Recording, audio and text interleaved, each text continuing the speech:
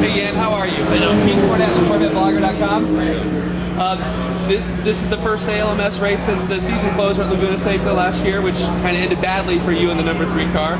Can you describe what happened on that final turn and then the sprint to the finish line with the Flying Lizards Porsche?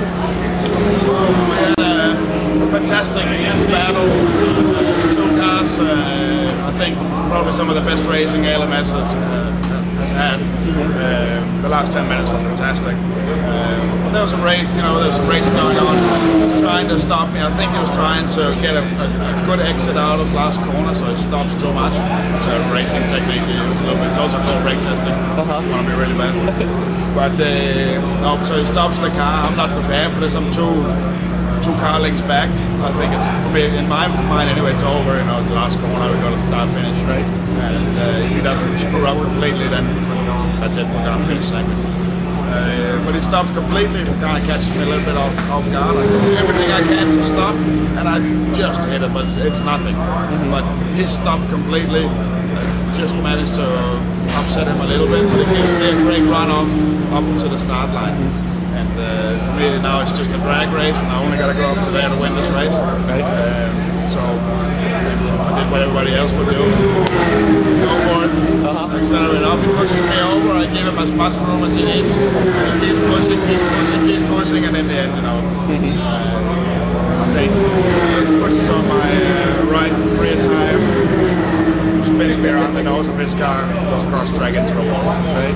Now, when you broke your tailbone, is that correct? Yes. And how are you feeling now after the off season?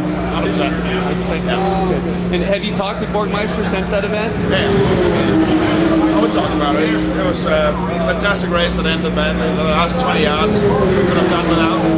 But we're going to continue to race each other hard. But it'll be a little bit. We have to make sure stuff like this doesn't happen. But, none of us have ever had something like this happen. Sure it won't happen again. The Corvettes have the new engine. What's your thoughts or feelings on it so far? What's your estimation of how well it'll do? I'm sure it's going to be a great engine, but it's very, very early in the development right now. So we're trying to work out all the little bugs. I think we've come quite a long way since it started.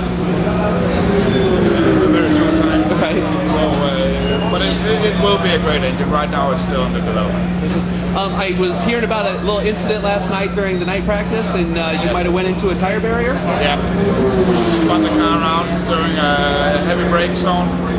Went to shift down, blocked the rears, spun the car around. Now, you're also racing Camaros in the Grand Am Championship with the Stevenson Camaro team. How is the Camaro doing for you? Is it a good platform for Grand Am racing? And what are your thoughts and feelings about how it compares with Corvette? It wouldn't be fair to do any comparisons. It's the Camaro is a good car. It's a Pratt & Miller Nurburgring car. It's a Prep 2, what they call Prep 2. It runs well. The team's good. But it's the first year that they're running 2 cars, so everything is building up to be a really great team. Right? But right now, one car is a little bit behind the other one. I'm trying to help with develop that car and get everybody on the same page.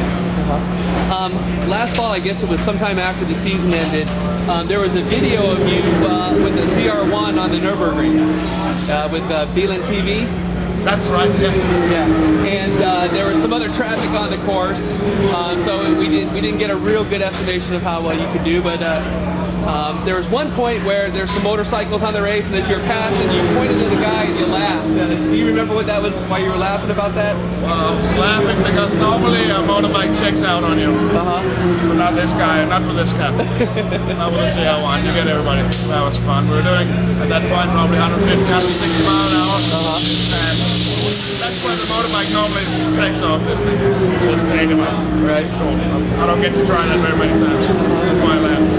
Well, somebody had once said that if you want to make a Corvette faster, put Jan Magnussen behind the wheel. Back in 2008, GM test driver Jim Merrill lapped the ring in 7 minutes, 26.4 seconds. You think you can do a little bit better? And have you talked to any of the guys at GM to say, get me in a seat over there? Well, I've talked with Jim a lot about that. Of course, I'm sure I can do a lot better than him. He thinks differently. But no, we have a nice little competition going. I've been at the Nurburgring with the ZR1. Also went one of the first runs with the ZR1. But I haven't had a chance to do a record attempt with the ZR1 because there was some issues right at the beginning. Right. So Jim did it and did a fantastic lap. I don't know if I can beat him, but if he speaks, I'm telling myself I can. And last question is, what was your first coming over to Sebring? What was it like? What were you doing? First time here was actually testing a Champ car in 96. The first time here for this race was in 99 when I raced with Johnny actually, right in the panels. So, but it was a real eye-opener for a European kid coming over here. All the tracks are smooth and lots of runoff. You come to this place where you almost just by driving you get knocked out. Right. And there's concrete and tires and stuff you don't want to hit. So, but it's a fantastic place. There's so much history. The greatest cars with the greatest drivers been around here. It makes it special. Well, very good. Well, Dan, thank you so much for your time. We appreciate it. Good luck this week. Thank you.